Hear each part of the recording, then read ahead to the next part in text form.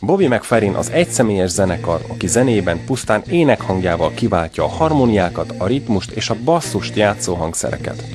Bár első nagy slágere az 1988-ban megjelent Don't Worry Be Happy óta eltelt 2 évtized, sokan még ma is azt a slágert követelik tőle, amelyet egyébként jó ideje nem is hajlandó koncertjein előadni. You was surrounded in your childhood, in your family with musicians. Was that ever a question that you will become a musician singer? For me, yeah. I didn't decide to be a musician until I was 18. I didn't decide to be a singer until I was 27. I didn't decide to begin conducting until I was 40. So even though I grew up in a house of music and I was familiar with it and it came very naturally to me, I think because it came naturally, I didn't think it was all that important because I wasn't struggling a lot with it. Well, I had my struggles, conducting was a struggle for a while, certainly. But it took me a long time to discover that I was a musician, and I didn't really make the decision to study music until I was 18 years old. Ha valaki annyi időt töltött el a pályán, mint ő, szerzett közel 10 Grammy-díjat, kiadott majd 20 nagylemezt, világszerte a legnagyobb koncerttermek nézőtereit tölti meg egymaga, ráadásul karnagyként és egyetemi tanárként is sikeres, felmerül a kérdés, hogy milyen célokat tűzhet még maga elé. I still would love, there's some musicians I'd still love to work with, like Eric Clapton and James Taylor. There's a musical world that I'd like to explore, sort of like, not heavy rock, but sort of, that kind of world, sort of bluegrass, country, folk, funk, rock kind of music, which I never really get a chance to do. But I'd like to do that, so I still have that to achieve. And after that, I just want to do maybe another solo voice record, and I haven't been to India yet. I'd like to go there. There's lots of stuff to do, still yet to do.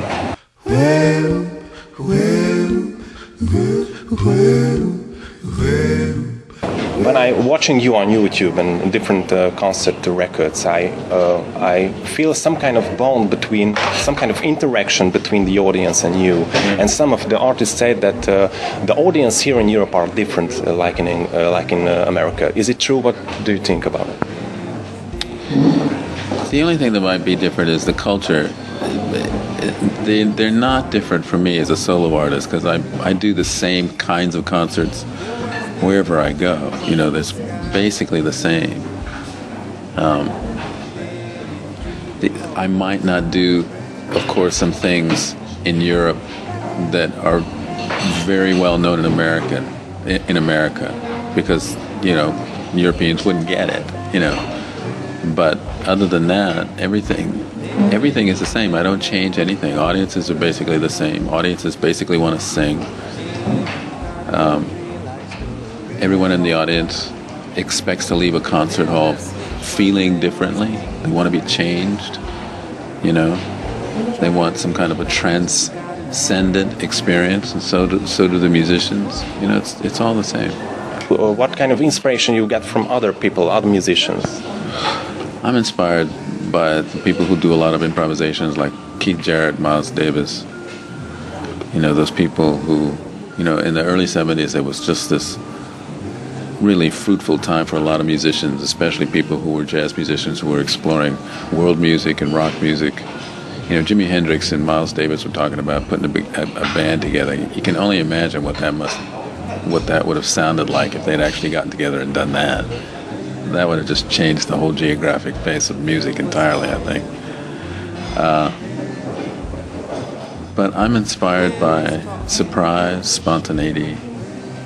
Nincs zenekari próba, hiszen zenekar sincs, nincs előre megírt műsor, nem kell kamionnyi felszerelést mozgatni, és nincs hosszas technikai beállás sem. Adott egy szék és egy mikrofon. Adott egy énekes, és vele szemben a közönség, akik maguk is előadóivá válnak a koncerteknek. I spend the first 10, 15, 20, 25 minutes very selfishly. It's just all for myself in the beginning, just to make sure that I'm centered and rested, before I invite people in. I don't look at an audience for a very long time because I don't want to be influenced by faces or postures or age or anything, So I don't pay attention to the audience for a long time. But it's important, the audience are important for you, isn't it?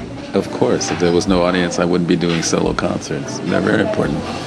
And not only that, but the best parts of the evening is when everyone lifts up their voice and sings together. There's no sound more beautiful than hundreds of people singing together, as far as I'm concerned. So yeah, they're very important.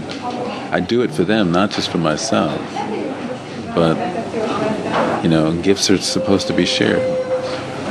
Is there music without audience? Is there music only for yourself? There are times when I sing just simply for myself, certainly. And usually those times are when I'm trying to get myself emotionally balanced. If I'm frightened, I'll sing. If I don't feel well, I'll sing. There've been many times when I've walked on stage not feeling well at all physically and have actually been healed just from singing and sharing music with people. My mother knew this when I was a kid. When I was 6, she'd give me medicine and music because she knew the medicine would take care of the aches and pains in my body and the music would distract me. So between the two, it's a good feeling to sing yourself well.